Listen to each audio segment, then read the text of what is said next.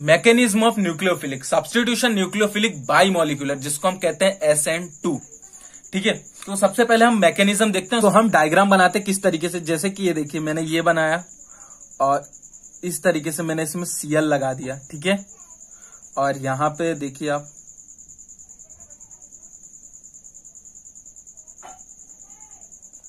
यहां पे H लगा दिया और एक यहां पे H लगा दिया। तो मैंने इस तरीके से आपका डायग्राम एक बनाया। अब इसमें आप समझिए कि ये चीजें हमारी है क्या।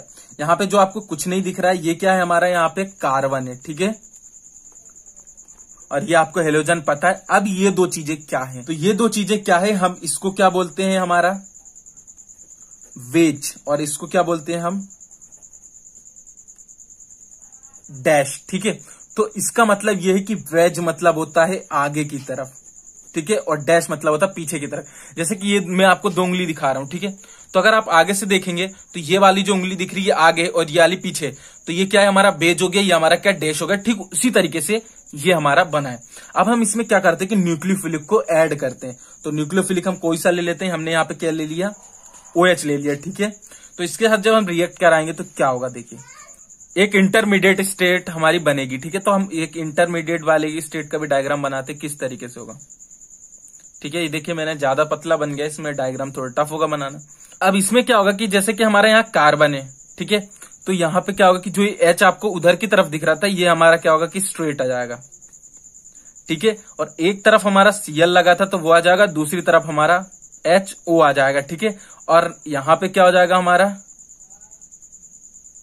डैश और यहाँ पे बैच। इस तरीके से बनेगा इंटरमीडिएट स्टेट में।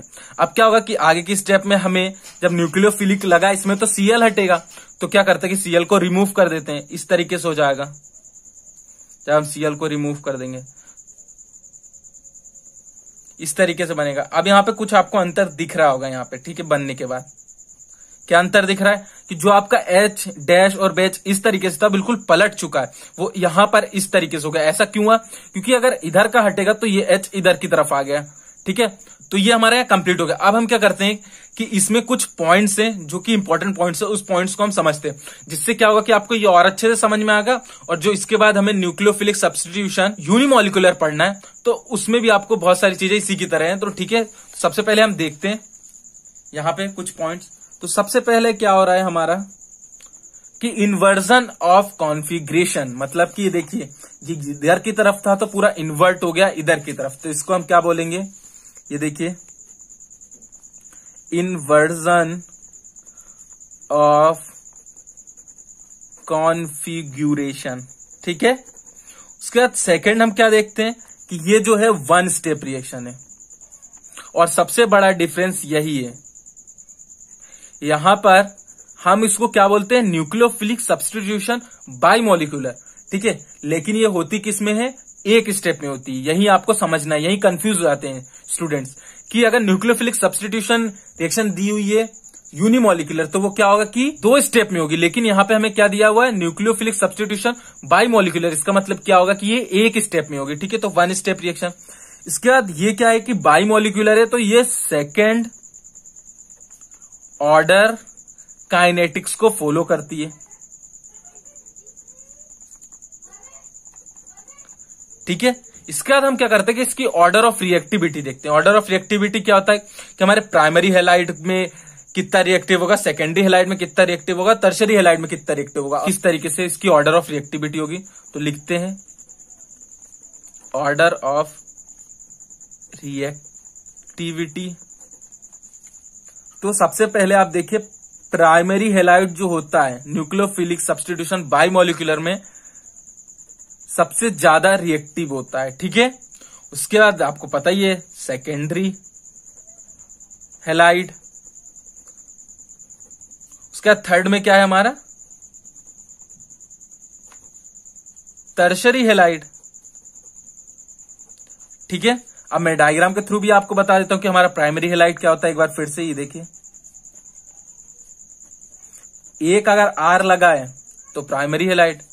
अब मैं आपको सेकेंडरी का डायग्राम बताता हूं, ये C, ये देखिए R डैश और H, यहाँ पे 2 लगे हुए हैं R, तो ये सेकेंडरी है।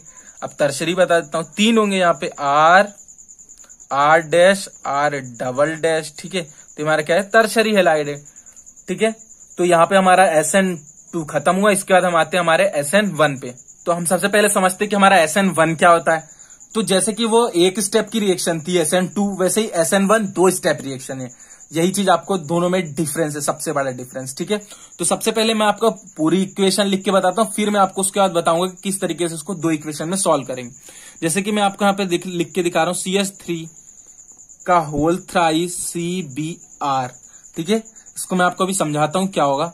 और ये न्यूक्लियोफिलिक हमारा, तो इसकी रिएक्शन होगी तो क्या बनेगा, CH3 का whole thrice COH plus Br negative.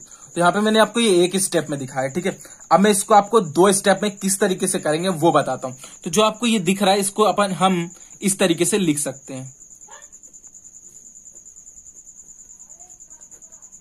इस तरीके से देखिए, है ना।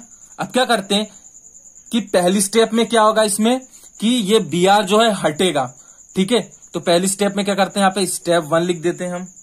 तो पहली स्टेप में क्या होता है कि ये क्या होता है, C पॉजिटिव हो जाता है और CH3 ये इस तरीके से होता है। अब यहाँ पे क्या हुआ कि Br नेगेटिव निकल गया हमारा, ये देखिए इस तरीके से। तो C यहाँ पे पॉजिटिव बचा, ठीक है। अब इसी हम स्टेप को क्या कहते हैं, स्लोवेस्ट रेट डिटर्मिनेशन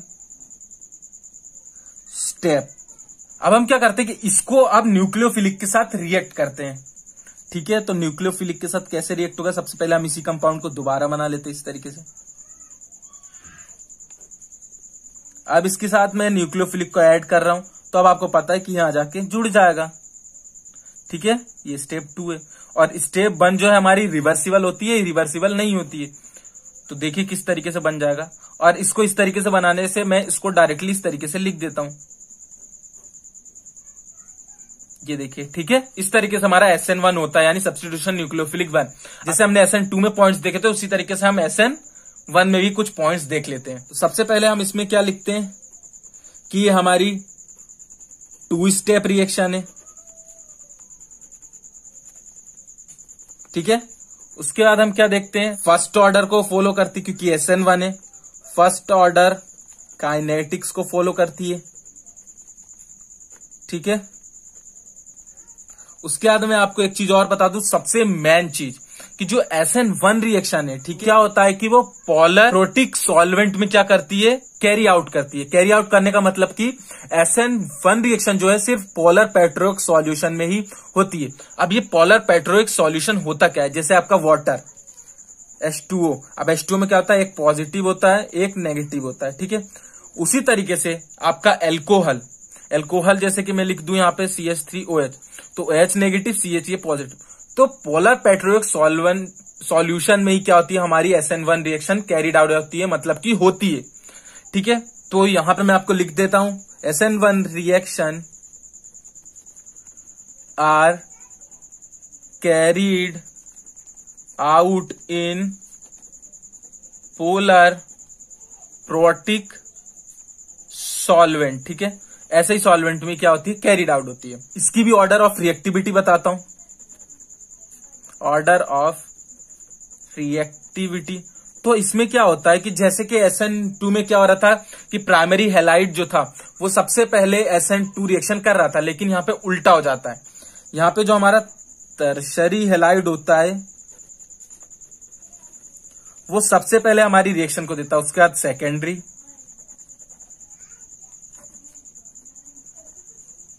और लास्ट में हमारा प्राइमरी हैलाइड, ठीक है। तो आई होप आपको ये समझ में आया होगा। आगे की वीडियोस जो मैंने हेलो एल्केन और हेलो एरेंस पे बनाए, उस वीडियो के लिंक जो है डिस्क्रिप्शन में है, तो वहां जाइए आप, वहां से आपको वीडियो मिल जाएगी। Make easy learn easy.